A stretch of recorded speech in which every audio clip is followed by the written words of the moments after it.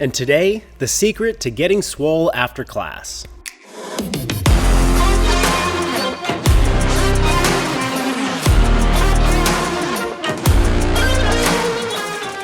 This one goes out to all of you out there that do something like a CrossFit class as your main form of fitness.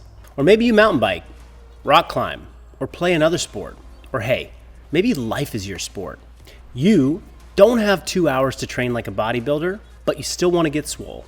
Well, I'm here today and I'm in session to tell you exactly how to make the most of a short session to still build muscle or just maintain what you have. Look, when you play the fitness game for decades like I have, there are two very important buttons that you need to know how to push. Both of them, in their own way, help you achieve consistency, the number one most important thing for looking good and moving well. The first one is the easy button. That was easy.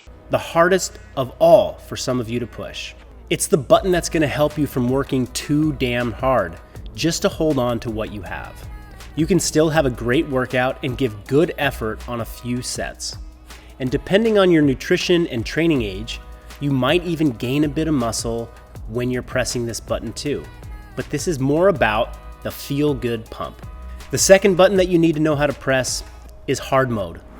That's right. Because gaining muscle is super tough. You're gonna have to focus. You're gonna have to come in prepared. You're gonna have to have your food and hydration and sleep on point. Probably most important is you need to get uncomfortable and you need to push close to failure in many of your sets every day. You can't stay in hard mode forever. So when you choose to push this button, you better know that it's time to give 100,000 million%. And before I go on, which one are you right now? Oh, me? It's really good to know what you're motivated by before you take on any challenge. The good news is that you can choose a middle ground between the both. When you know what it really takes to gain muscle, you can bring that level of intensity during certain times and then back off during others. And if you're okay with getting results a little bit slower, you can choose to just feel it out day by day. Bring hard mode some days and the easy button other days. Easy mode has a ton to offer by way of keeping your strength up, working range of motion to keep your joints healthy, and simply to just enjoy training. Okay, with all that in mind, let's get to the session. I'm gonna show you a persist pump style workout that takes around 40 minutes to complete. If you're already warm from your CrossFit class and you're adding this on after, you can get away with just doing a couple parts. And if you'd like, you can easily turn this into a 60-minute session on days when you have much more time. The key to whether you gain or maintain, whether you go hard mode or easy, it's really in the general approach of going for that extra set, extra rep, or round. But it's especially in the amount of time spent in the high effort zone. What do I mean by that? This means on a scale of 1 to 10, you're gonna wanna stay at an 8 or above on the effort scale for as many sets as you can if your goal is to really gain muscle. You're gonna be grunting, groaning, sweating, and shaking. You're gonna be flirting with failure. And I'm not talking about absolute failure where you can't do another rep. What I'm talking about is form failure. Form failure is when your form or your tempo starts to break down. So you're gonna have to be really mindful here. The person that's gonna be sticking with easy mode will still be putting forth effort, but only choosing a couple sets here and there to bring max effort to. They'll be paying much more attention to form and full range of motion, and they won't need to take as many warm-up sets. And I just wanna make this point. At many times in my career, I have been in gain mode, specifically when I was competing in CrossFit. This was how I approached training for 7 years consecutively. More recently, with running a business, being a father of 2, and going through some stressful times in the past 5 years, I have probably done the majority of my training in the maintain mode for that time. That's right, I chose the easy mode button very frequently. And I pick and choose the times of my year when I'm feeling the best to really push for that hard mode so that I can see some progress and push my strength in those periods. Now, let's walk through the training session together and show you how it looks. A thoughtful warm-up is always part of a full functional bodybuilding session. It's important for preparing the mind and the movement patterns and the joints of the body that are going to work in that session. But let's say you're already warm, or maybe you're short on time. You could probably skip this part, unless of course you need specific work on a part of your body that you haven't accessed that day, or you're having tightness or restrictions in. After a thoughtful warm-up, we typically move on to a pre-fatigue pump. This is where we're going to be getting blood flow to the main muscles that you're going to be working on in this session. Someone who wants to gain might choose the harder of two pulling skills and stretch their ability on these pre-fatigue sets, maybe with weight or maybe pushing for the top end of a rep range. In the case of the single arm press, maybe the person that wants to gain is challenging themselves in a harder position like the Z press position versus the seated position.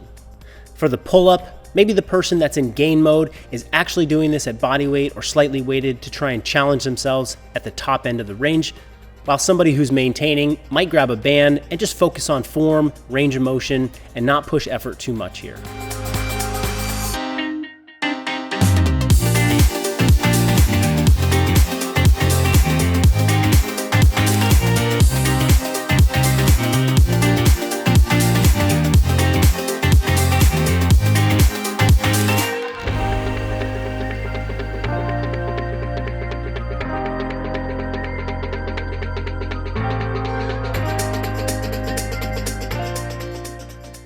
Next up in a Pump 40 session is always the intensity superset. The design of this superset is to always allow for the highest level of intensity, especially if you're in the gain mode. You're going to want to go for the extra sets that are available to you if you have the time. If you're in gain mode, use the first couple sets to ramp up your intensity. But then you're going to want to hit your RPE of 8 or 9 for the rest of your sets. If you're in easy mode and you're just trying to maintain, then by all means, stick to 6 or 7 out of 10 on the effort scale. Save yourself for just the last couple sets to push it to 8 out of 10, and that would be sufficient. Those of you in gain mode, you're probably getting at least half, if not 3/4 of your sets, all in at 8 or 9 out of 10 effort.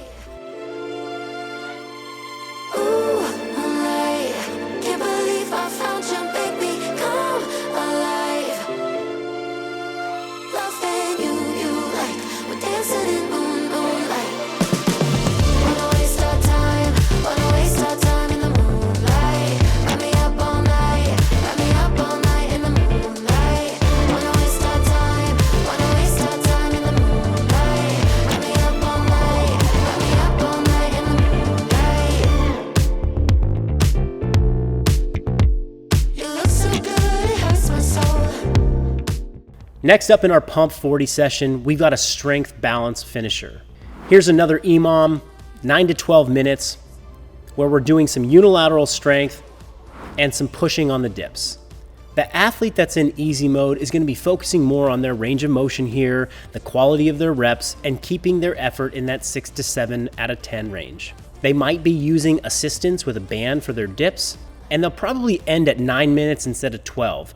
Saving themselves and not doing that last set. But if you're in hard mode and you're trying to gain, then you definitely want to be hitting that effort level of 8 or 9 out of 10. You should be doing this for 6 or 9 of the minutes, and you're definitely doing the full 12 sets. And believe me, these dips are going to get spicy.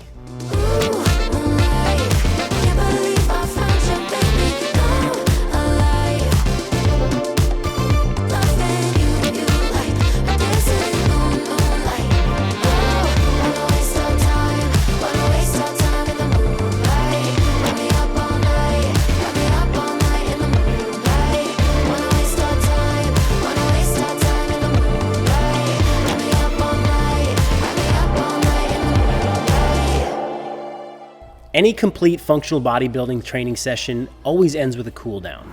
I generally recommend that everybody performs some form of a cool down, but I guarantee that this is the part that my athletes are skipping most often.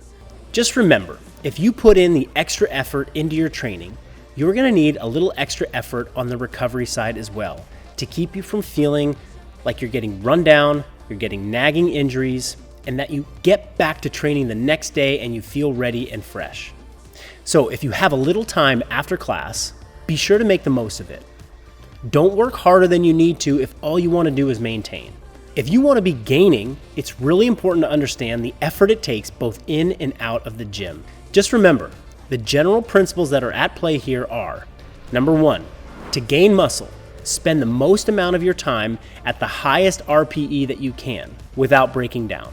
Number two, spend an equal effort outside the gym on nutrition and recovery. And number three, use the easy button wisely to keep you coming back for more.